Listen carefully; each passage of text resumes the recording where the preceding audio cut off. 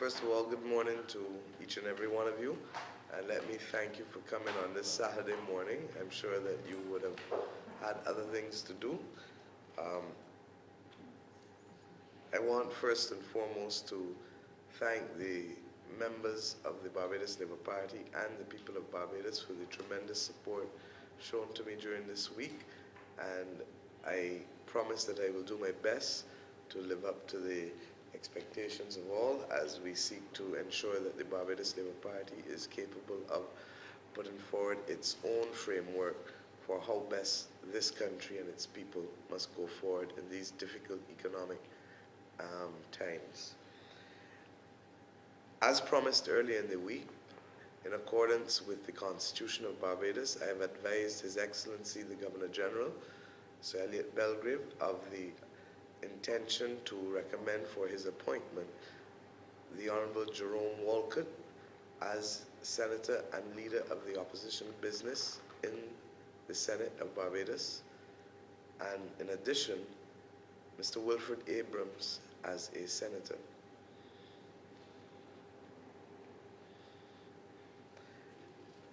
Pursuant to the completion, therefore, of the Barbados Labour Party's parliamentary team, I now propose to make the following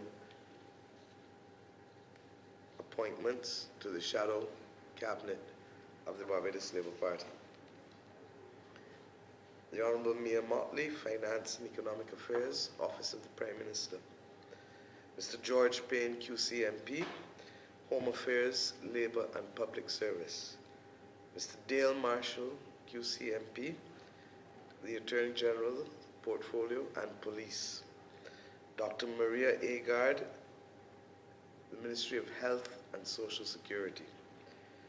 Mr. Edmund Hinkson, Ministry of Education and Human Resource Development. Mr. Trevor Prescott, the Ministry of Housing, Lands and Urban Development. Mr. Glenn Clark, Agriculture, Food, Fisheries and Rural Development.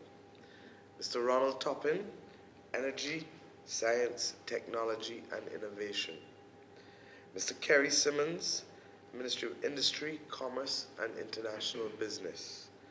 Ms. Cynthia Ford, the Ministry of Youth Affairs, Sports and Culture and Small Business. Mr. Dwight Sutherland, Ministry of Transport and Public Works. Mr. Jeffrey Bostick, the Ministry of Social Care, Constituency Empowerment and Community Development. Ms. Santia Bradshaw, Ministry of Tourism and International Transport. Senator the Honourable Dr. Jerome Walcott, as I indicated earlier, Leader of Opposition Business in the Senate and Ministries of Foreign Affairs and Foreign Trade. Senator the Honourable Wilfred Abrams, Ministry of Environment, Water Resources and Drainage. As customary, the former Prime Minister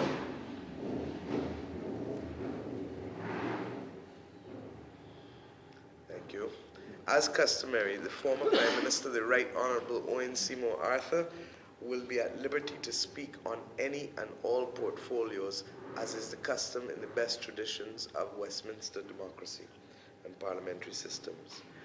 Please note as well that in the House of Assembly, Mr. Kerry Simmons will speak on all matters pertaining to foreign affairs and foreign trade, because as you would be aware, that is the shadow portfolio of Senator Walcott. And Mr. Dwight Sutherland will speak on all matters pertaining to environment, water resources, and drainage. In addition, Mr. Clyde Maskell has agreed also to serve as economic advisor to the parliamentary team of the Barbados Labour Party. We anticipate that this parliament will be a challenging parliament for all concerned. Barbados, as I indicated, is at a very difficult period. There are decisions that still have to be made, and regrettably, we will have to confront those decisions with a level of fortitude, but with a level of certainty as we move forward. The opposition understands its responsibility to the people of Barbados, and therefore will seek to take decisions in the national interest when necessary, but will equally hold the government accountable for the decisions that it will make and the manner that it will choose to execute its decisions, because both have the possibility of implications for the people of Barbados. We look forward also to a very interactive session with the people of Barbados. We feel that at this juncture, it is going to require more than the 30 members of parliament and the 21 senators to build the kind of consensus that is necessary in order for us to deal with the transformation that Barbados requires at this level. And we call upon all Barbadians to remain active and vigilant in all quarters to ensure that whatever happens, we come out of this period stronger as a people and more determined to ensure the future for our children. Are there any questions? I apologize for my voice. Dr. Walker has only just come back, so you may have to give me something for it. Well, it seems that everyone I haven't had any, I have not, yeah. but you're here. And that's the point. Even though I have a problem with my voice, I've turned up. No, but quite honestly, I haven't had a chance to recover from the campaign, so it's still there. But I apologize because I can feel and hear the strain and awkwardness. Okay. And the Prime Minister was named his cabinet yesterday. What do you think about it? Were there any surprises there?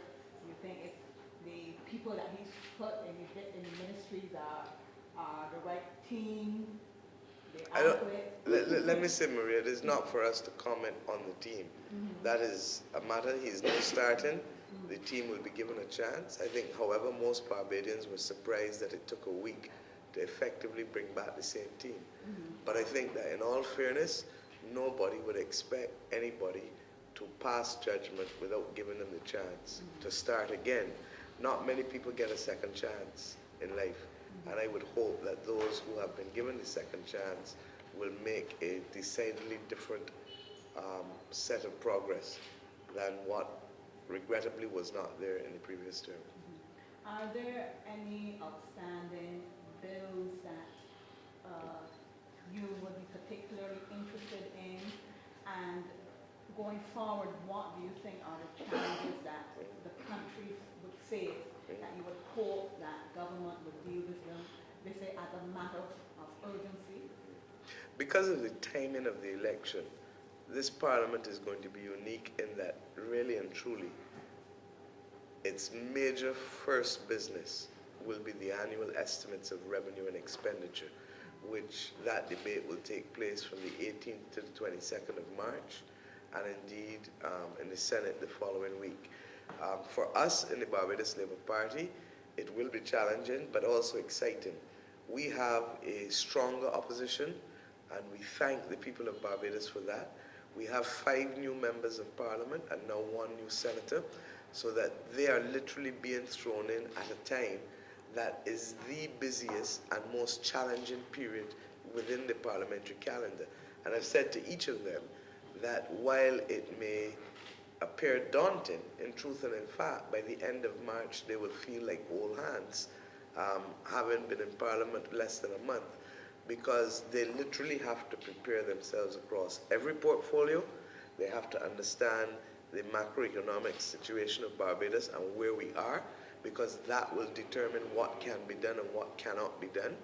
And they will also have to come to grips with parliamentary procedure as a matter of urgency, and they will do all of this in an intense period of more than, 60 hours within 1 week. So in a very real sense, we are all waiting on the signals from the government, because what we are certain about is that it cannot be business as usual. The country is facing too many problems. We've already heard the Minister of Finance late last year speak to the fact that he continues to borrow every month just to meet basic requirements. We know that since 1951, Barbados has only ever been in this position on 10 occasions: 1962, 1974, 1977, 1989, and 1991. And regrettably, since 2008, 2009, 2010, 2011, 2012, 2013, clearly we need to know what will be the posture and position of government. They have a medium-term fiscal strategy that they have held fast to, And that medium-term fiscal strategy speaks to a proposed $75 million in cuts in this financial year. Now, the people of Barbados deserve to know whether that will be the reality or not. And it is in the context of the estimates that we will understand where this government is intending to carry the country. We are not going to put obstacles in the way of government simply because we're the opposition, but we are going to require that this country be restored to a path of growth. Our economy today is smaller than it was in 2006, and the government has shown, the central bank governor, in his last quarterly report, has reported that revenue continues to fall even though government has increased the rates of taxes, whether it is a value-added tax or other taxes. And in those circumstances, we believe that it requires a fundamental rethink. We believe that the estimates of expenditure and revenue must reflect how you are going to restore this economy to growth in order to be able to ensure the fiscal stability as well as the improvement in the overall macroeconomy. And at the bottom line, that the people in households and the people in businesses can face the future with a level of certainty, even if not prosperity immediately. There was a lot of talk about absenteeism of some members of Parliament, in Parliament. What are you going to do as opposition leader to ensure that your members attend, because they're representing the people? Well, the first thing is, Maria, I cannot and do not believe in stereotyping.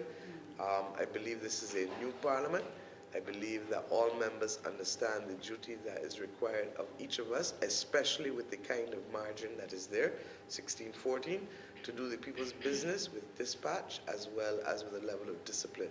And I fully anticipate that that will be the case, but I will not prejudge anyone in this new parliament. I noticed that you've given some of the newcomers very hefty ministries, given a health, Yes. Sutherland education. Sutherland is training, public works and transport. Edmund Hinkson is education. Oh, right. Yeah. Santia Bradshaw is tourism. So I just wanted to know that obviously tells the level of confidence that you have in them. Could you speak a little bit more about that? Certainly. It is my view that the Barbados Labour Party has the benefit of both young people and experienced people. And I feel that young people must be given the opportunity to grow. As I said, we're starting with the estimates debate, and that is certainly like, I remember as a child when I first learned to swim, I was thrown in at the back of the police harvest, what do you call it, the harbor police in Bay Street, and I was thrown in the water. I had to survive. I have every confidence that these members of parliament here will do so. They are not new to public life, even if they are new to parliament, and they have been tracking policy issues for the last few years. Ms. Bradshaw, for example, was a candidate since October 2009 and was a member of the Senate and acted with distinction. So I have every confidence they will step up to the plate. I equally remember that Owen Arthur gave Liz Thompson and myself the opportunity to be formal ministers. I was not yet, how old was I? I was 28 years old when I was appointed Minister of Education, Youth Affairs and Culture. So you can't believe that you are capable of doing it and not others. And therefore I have every confidence that these young people will step up to the plate. They have the benefit of persons like Dale Marshall, George Payne, Ronald Toppin, Kerry Simmons, Jerome Walker, Glenn Clark, Cynthia Ford, Trevor. And of course, we all have the benefit of the former Prime Minister, who is in fact really the longest serving member of the House of Assembly. In addition to the parliamentary team, we in the Barbados Labour Party have had the benefit as well of former members who would have served in the Tom Adams cabinet, who remain active and available to us. And I'm speaking of people like Dame Billy Miller, Sir Richard Cheltenham, Sir Louis Tell, Mr. Nigel Barrow, Sir Henry Ford, Mr. Vic Johnson. So I think that that is the way forward. One of the reasons why I have a passion for public policy is that when I joined the Barbados Labour Party, Sir Harold St. John and Henry Ford used to say, come, read that, read this, go and read that, come back and discuss it. And it is that kind of passion, because at the end of the day, we're not only required to be good politicians, but we're also required to be sound on policy if we're going to make a difference in people's lives in this country. Joe, you want to say anything? Any other questions? Good. Thank you, Jesus. My voice suffering.